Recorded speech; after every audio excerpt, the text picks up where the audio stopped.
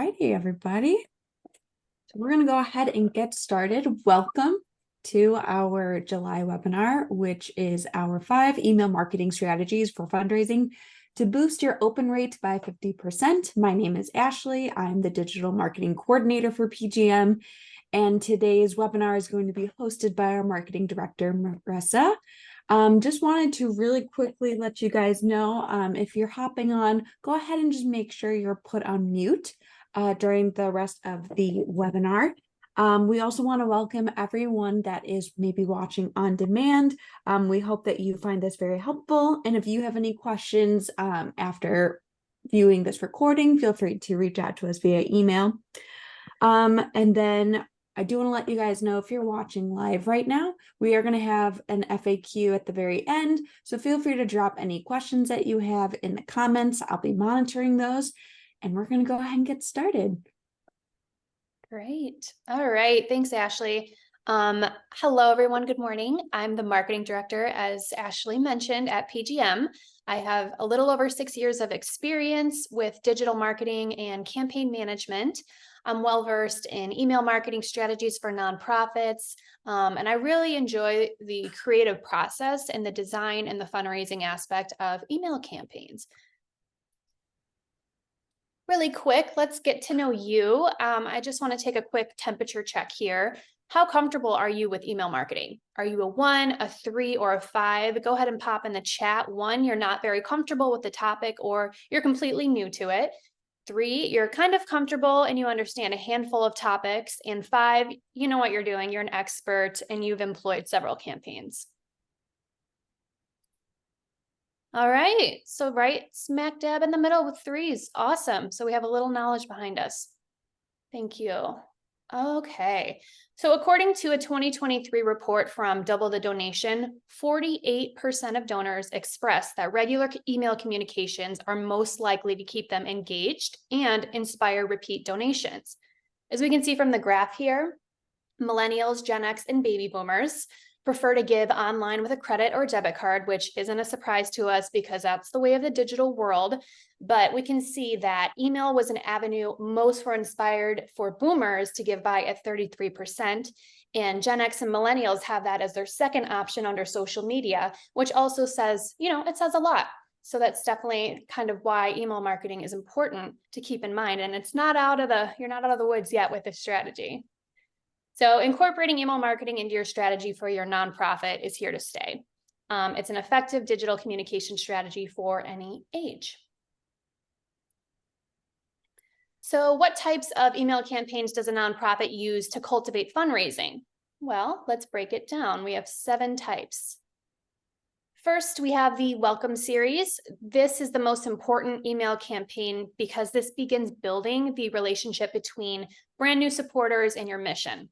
It nurtures your new donor, it educates them about your organization, and strategically leads them towards a deeper commitment to your mission, your vision, and values.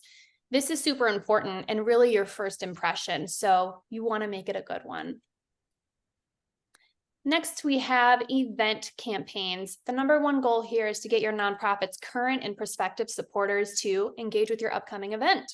In this email, you would provide details about the event, any specific fundraising goal that you're aiming to reach, and a clear action step for the supporters to take after they read your email.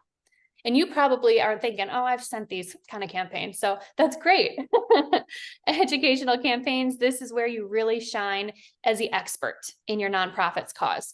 In this campaign, there's an opportunity to share statistics, infographics, stories, updates about what your nonprofit's involved with. You're educating your user base so they're equipped to spread the word themselves. You're essentially giving them the tools and knowledge to feel confident in sharing your message. Think of it this way. Oh, sure. Thanks. Think of it this way. If your current and prospective donors were as informed as you are, your fundraising efforts would be significantly more effective.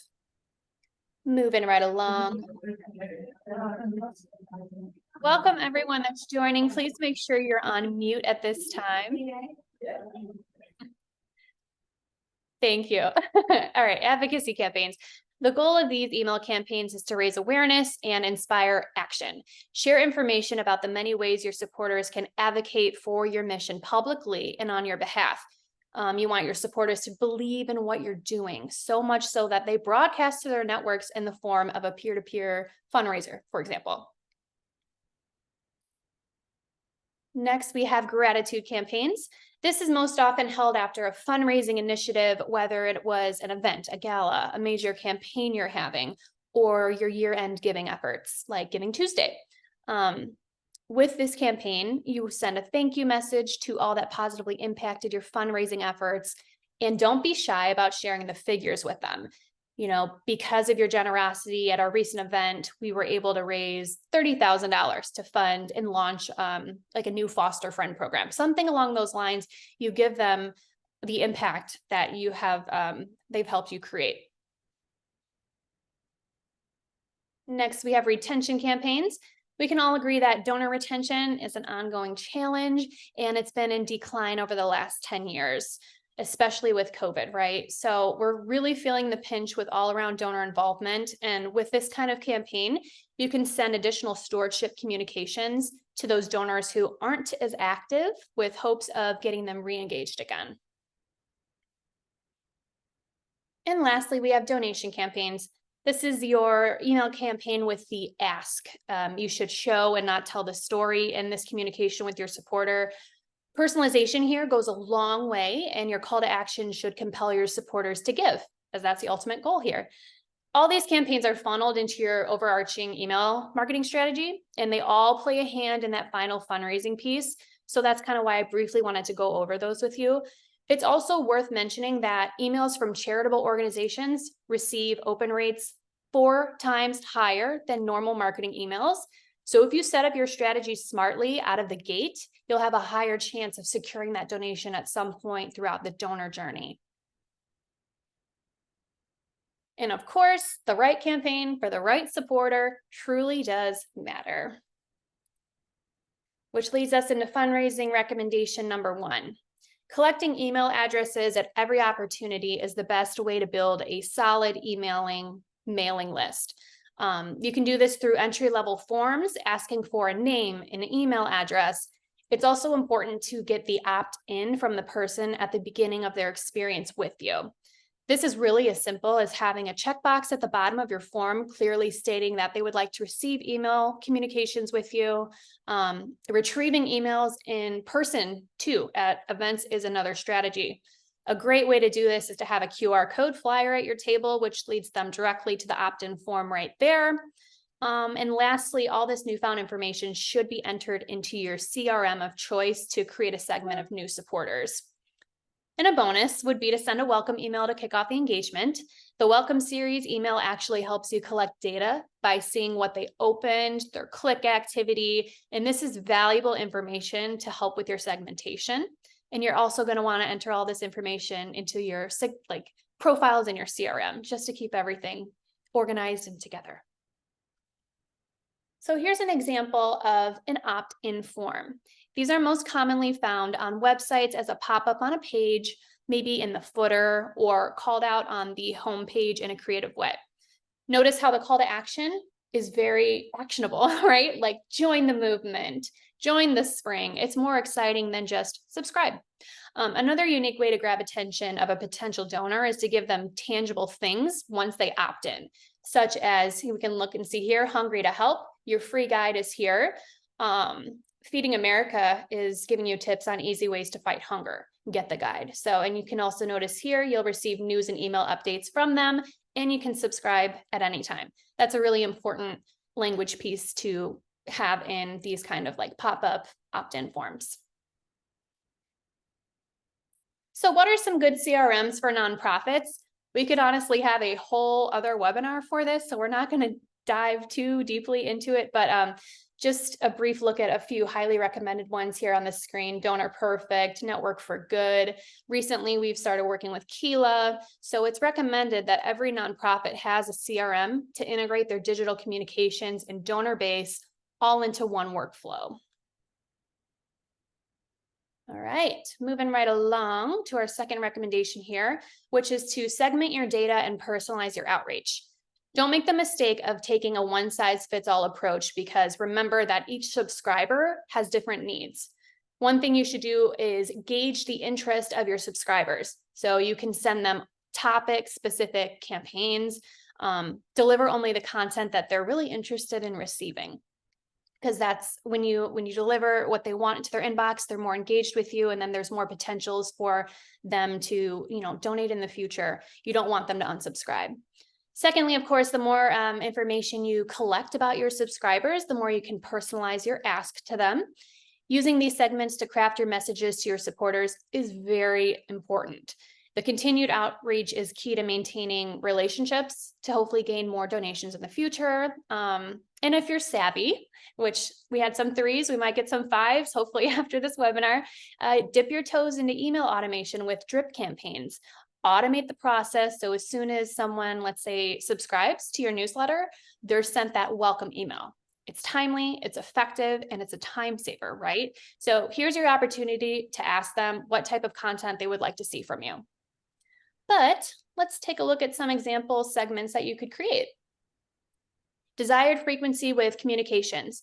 Do they want to hear from you monthly, quarterly, yearly, more than that? It's very important to know. Program interest, especially if you have different age buckets with all your different programs you have in your nonprofit. Demographic breakdown by age and location is great. This one you should for sure have giving status. Are they current donors, prospective, or maybe they've lapsed and you want to try and re-engage them? Every single one of them should be in a different group. Even your role in the organization would be a smart segment, board member versus volunteer versus a staff member, because each communication message should be crafted differently depending on who you're talking to. A good rule of thumb is to have one master email list and multiple groups and segments within that list, so you have optimal data hygiene. All right. To gather valuable data, this is, an Accenture study found that 44% of donors are willing to contribute 10% more for a personalized experience. So some ways that you can gather this valuable data is ask your subscribers, hey, why did you join our list? Use surveys to determine what content they're interested in receiving from you. Learn about their interests by tracking the links they're clicking on in your emails. You can get all this awesome, valuable data and really make it work for a better experience for them. Recommendation number 3 is to create actionable content and a call to action in your email campaigns. So we'll take a look on the next slide at some content must-haves and ways to personalize the subscriber experience. Making your call to action stand out is key, of course, so you can get those clicks that convert. And we'll hit on some best practices for your branded donation page. And that's something that Ashley taught us about in last month's webinar. So you should, if you missed last month's webinar, go and check that one out. She had some great information there. All right, so 47% of email recipients decide whether to open an email based solely on the subject line. This is your chance to get creative, right? Entice people to open your email out of the handful that they get daily. Ask a question, use their name in the subject line. Use 10 words at the most, so like 30 to 50 characters, because on mobile, it'll get cut off. So you want to make sure that you have like a very effective subject line. Telling a story with strong imagery plays into storytelling, which non-for-profits, that's quite a buzzword we hear a lot. Storytelling, tell your story. But a little secret with the strong imagery piece is that people love people, real people. So whenever you can use your own imagery versus stock, there's a higher chance of like that more genuine connection. Your call to action should be clear and compelling. Instead of give now, try something like make your donation count or fund youth mental health programs right now. Your branded donation landing page that is linked out of your email should have the same look and feel, so you have that credibility when someone's about to give. And then they feel comfortable and confident that, okay, this person is who they say they are and everything looks cohesive here. Personalized considerations would be adding the person's name into the subject line or the body of the email. And of course, sending it at the right time is important. The best time to send out marketing emails is Monday, when the open rates are higher at around 20%. But Wednesdays and Thursdays from 7 to 11 have also had some success. and don't send any on the weekends because we're not looking at our phones. It's really about A/B testing and seeing which one works best for your list. And last, of course, is how does mobile responsiveness look? As many donors prefer to check emails on their smartphones, you want to have this optimized in both your email and your donation landing page. So let's take a look at an example for a welcome series email. So I like to say, what are the 4 S's? Subject line, sender, what segment, and then when are you sending it? So here we can see, welcome to our Save the Children family. We've got enough characters. We know exactly what the subject is. We'll open the email. Great. The sender is very personalized from the CEO, Carolyn Miles, in this example. And the segment we chose is new subscribers from the website. And we're going to send it at Monday at 10. We can see here that there's a nice branded email header with a logo. We're telling a story with imagery here. It's a nice greeting. We have a personalized Dear John.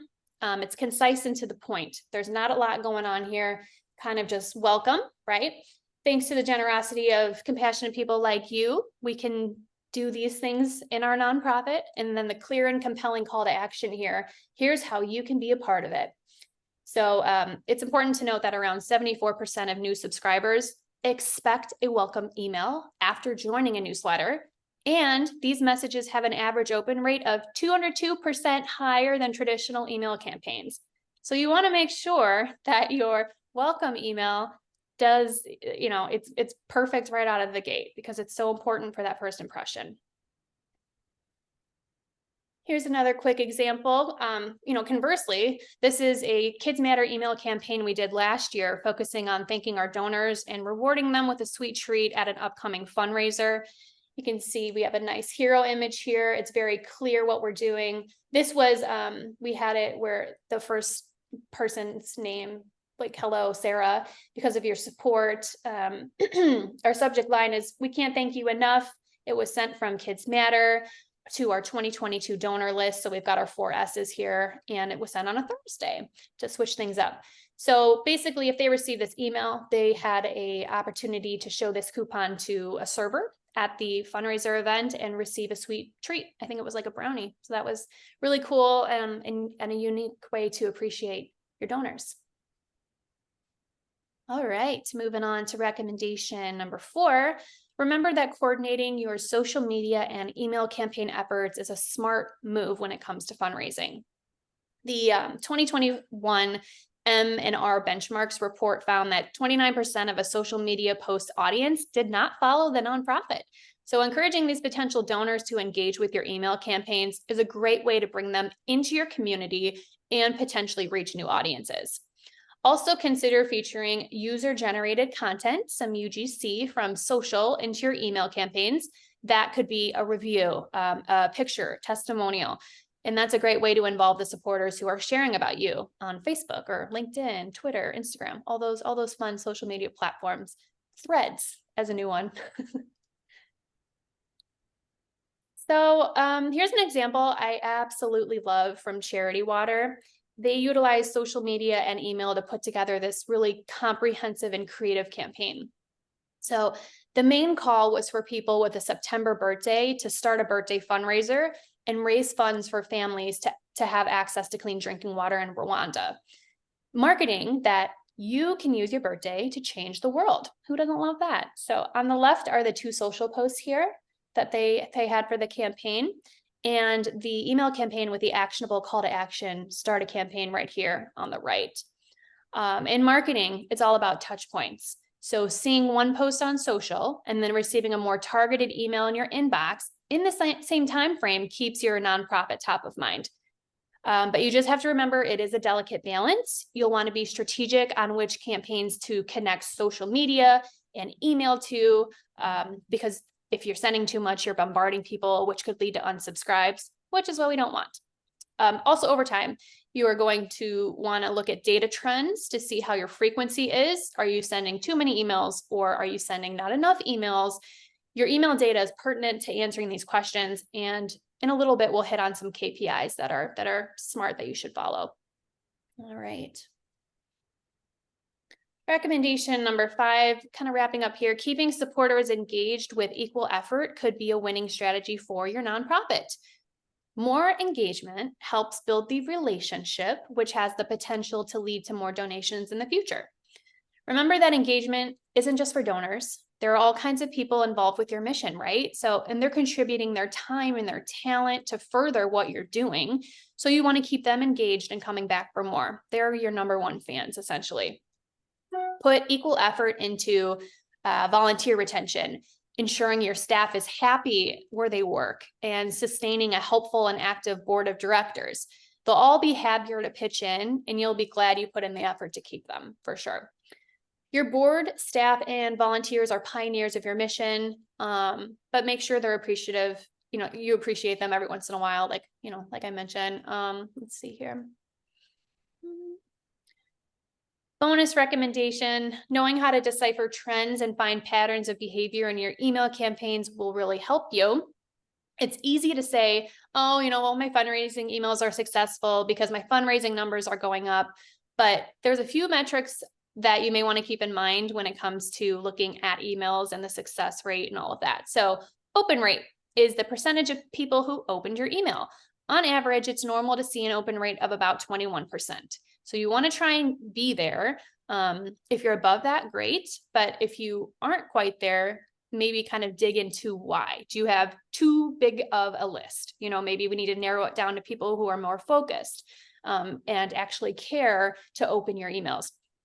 Click-through rate is the percentage of people who clicked on the links in your email. This is an accurate way to figure out if people are clicking, you know, video links, donation buttons, links to articles or blog posts. Conversion rate, this tells you how many people took an action because of your link. So your click-through rate would be donate now, right? Your conversion would be how many people donated because they clicked on that button. So that conversion rate is what tells you that data right there. Higher conversion rates indicate relevant content and a clear call to action. So if you're seeing the latter, maybe a good place to start is asking why. Unsubscribe rate is basically showing you who opts out completely from your email communications.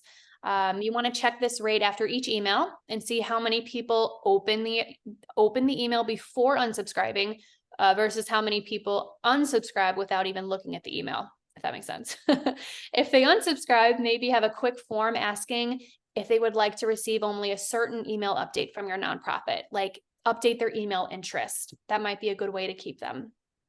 And then ROI is a great measure for a fundraising email campaign.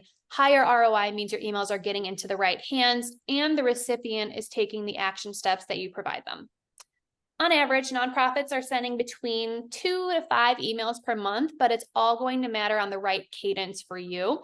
Some trial and error may have to happen just to get it right, and there's always room for improvement. So, you know, if you're just starting out, and just give it time, honestly. All right, in conclusion, here's some key takeaways, the 5 points and more. Be proactive about collecting those email addresses. You really need to start building that list. Integrate your digital strategies with a supportive CRM. This might be a good conversation starter with the executive director. Like, let's all get everything into one workflow. Through each email campaign, recognize that it's not a one-size-fits-all solution. So make sure you craft those messages differently for each person. Segment your audiences smartly. It's going to help you. Practice email lists hygiene frequently. Create actionable, concise, compelling content that mirrors your donation landing page. Coordinate email and social efforts when you can. Cultivate all relationships who are contributing to your Wendy, what are you talking about? time and talents of your mission. Oh, yeah. Carrie usually brings some Is that out too? in the community. Okay, that's nice. Kind of a PR, nice thing. Okay, and sorry guys, and stay in tune with the KPIs from your email campaigns. So that about wraps up this morning's webinar. We hope that these tips are a great starting point for ways to increase the open rate when it comes to email campaigns and fundraising. Do we have any questions? I know that was a lot of information. I know I'm walking away with a lot more information because I feel like it's hard to sometimes segment like there's email marketing strategies and there's specifically fundraising strategies for emails. So thank you for going through all that. That was very informative. Yeah, absolutely. Okay, we've got a question from Julie that asks, are there better campaign programs other than Constant Contact? Okay, so we're familiar with Constant Contact. We have used MailChimp. Emma is actually really great, has a great email marketing automation process. But if you can find that CRM, like let's say Donor Perfect, there's integrations. So I would look into those. I know we're currently working on this with a client to get Constant Contact and Donor Perfect to kind of mesh together, and that would be the best of both worlds. So maybe look into that. Yeah, I can add on to that too, Marissa.